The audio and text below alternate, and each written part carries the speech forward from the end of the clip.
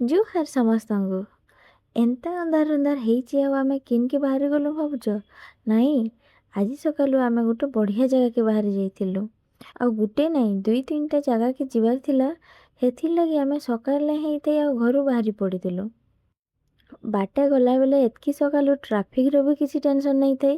ତ ଆମେ ଯେନ୍କେ ଯାଉଥିଲୁ ସେ ଜାଗାକେ ଜଲ୍ଦି ବି ପହଞ୍ଚି ଗଲୁ। ଆମେ ଯାଇଥିଲୁ ଦକ୍ଷିଣ ଭାରତର ଗୋଟେ ବହୁତ ପ୍ରାଚୀନ ଆଉ ପ୍ରସିଦ୍ଧ ମନ୍ଦିର ଗୁଟେକେ। ଆଉ ଏନଭାରମେଣ୍ଟ ଦେଖିକରି ତ ଜାନି ସାରିଥିବନ କି ଏଇଟା ମନ୍ଦିରଟେ ଏ।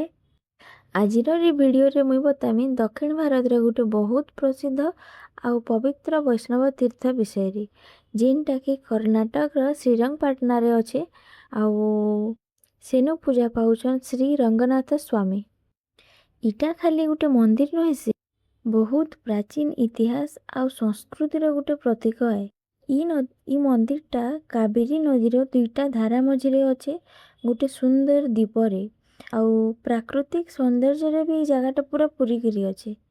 ସକାଳୁ ସକାଳୁ ଆମେ ମନ୍ଦିରକେ ପହଞ୍ଚି ଯାଇଥିଲୁ, ତ ମନ୍ଦିରଟା ବେଶୀ ଭିଡ଼ ନାଇଁ ଥାଇ। ଆଉ ଭିତରେ ଯେହେତୁ ଭଗବାନ ବିଷ୍ଣୁଙ୍କୁ ପୂଜା କରାହେସି, ଆମେ ବାଟେ ତୁଳସୀ ମାଲାଟେ ଘିନିକିରି ନେଇଥିଲୁ। ମନ୍ଦିରଟା ବହୁତ ବଡ଼ ଅଛେ। ଭିଡ଼ିଓରେ ହେତ୍କି କ୍ୟାପଚର୍ ନାଇଁ ହେବାର୍, କିନ୍ତୁ ଅରିଜିନାଲ ଲୁକ୍ରେ ଦେଖିଲେ ବହୁତ ବଡ଼ ମନ୍ଦିରଟେ ଏଇଟା। ଭିତରେ ଯେନ୍ ବିଷ୍ଣୁ ପୂଜା ପାଉଛନ୍, ବାଟେ ବୋଧେ ତାଙ୍କର ଗୋଟେ ଫଟୋ ଚିତ୍ରଟେ ଦିଆ ହେଇଛି ଏଟା। ଆଉ ମନ୍ଦିର ଭିତରେ ଫୋନ୍ର ଫଟୋ ଭିଡ଼ିଓର କିଛି ଏଲାଉ ନାଇଁ ଥାଇ, ତ ମୁଇଁ ଭିତରକେ ପୁରା ସୁଟ୍ ନାଇଁ କରି।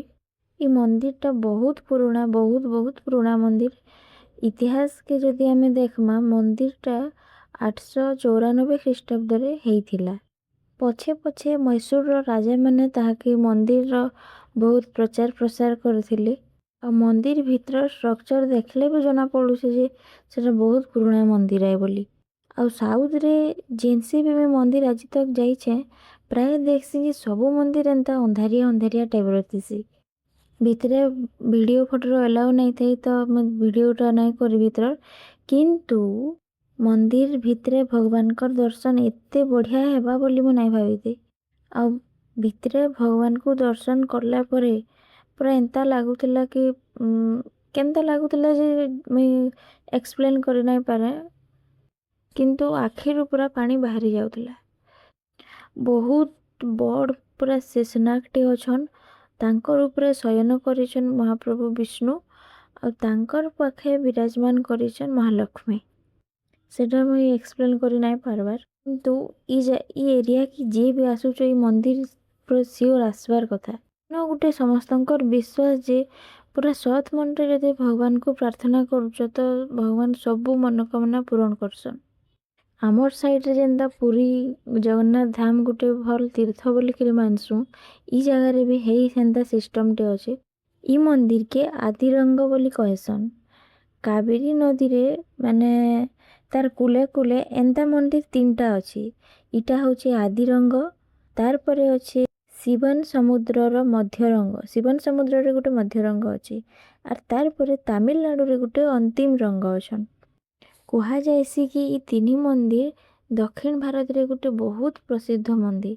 ଆଉ ଇ 3 ମନ୍ଦିରକେ ଯଦି ଆମେ ଗୋଟେ ଦିନରେ ଯିଏ ଦର୍ଶନ କରସି, ତାହାକେ ବ୍ରହ୍ମାଣ୍ଡ ପରିକ୍ରମା କରିଛି ବୋଲିକିରି, ମାନେ ବ୍ରହ୍ମାଣ୍ଡ ପରିକ୍ରମା କରଲା ସାଙ୍ଗେ ସମାନ ଏ ବୋଲିକିରି କୁହାଯାଏସି। ଆମର ସାଙ୍ଗେ ଜଣେ ଯାଇଥିଲେ ଗିରୀଶ ଭାଇ, ସେ ବି ମୋର ହଜବେଣ୍ଡଙ୍କର ଅଫିସରେ ଅଛନ୍, ତ ସେ ସବୁ ଡିଟେଲ୍ସ ଆମକେ ମାନେ ବତଉଥିଲେ ସବୁ ଜାଗାରେ। ଗିରୀଶ ଭାଇ ପାଖର ବେଙ୍ଗଲୋର ପାଖାପାଖି ଏରିଆର ଆନ୍, ତ ତାଙ୍କୁ ସବୁ ବି ଜଣା ଥିଲା ସେ ବିଷୟରେ। ମନ୍ଦିର ଭିତରେ ସବୁଆଡ଼େ ବୁଲାବୁଲି କରି ପଳେଇ ଆସିଲୁ ଆମେ ବାହାରକେ। ଆଉ ବାହାରେ ତ ସବୁଆଡ଼େ ମୀନା ବଜାର ହିଁ ଥିଲା।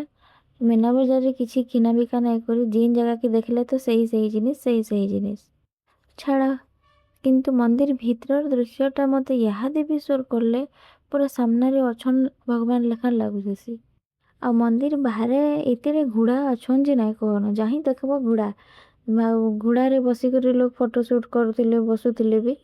ଆଉ ଖରାର ଲାଗି ଆମେ ବେଶୀ ଟାଇମ୍ ସେନୁ ନାଇଁ ରହି। ଭିଡ଼ିଓ କେନ୍ତା ଲାଗିଲା କହିବ। ଆଉ ଯେନ୍ ମାନେ ବି ନୂଆ ଅଛ ଚ୍ୟାନେଲରେ, ଗୋଟେ ଲାଇକ୍, ଗୋଟେ ସବସ୍କ୍ରାଇବ୍, ଆଉ ଫେସବୁକ୍ ପେଜରୁ ଦେଖୁଥିଲେ ଗୋଟେ ଫଲୋ କରିଦେବ। ବାଏ ବାଏ ସମସ୍ତଙ୍କୁ। ଜୟ ଶ୍ରୀ ରଙ୍ଗନାଥ ସ୍ୱାମୀ।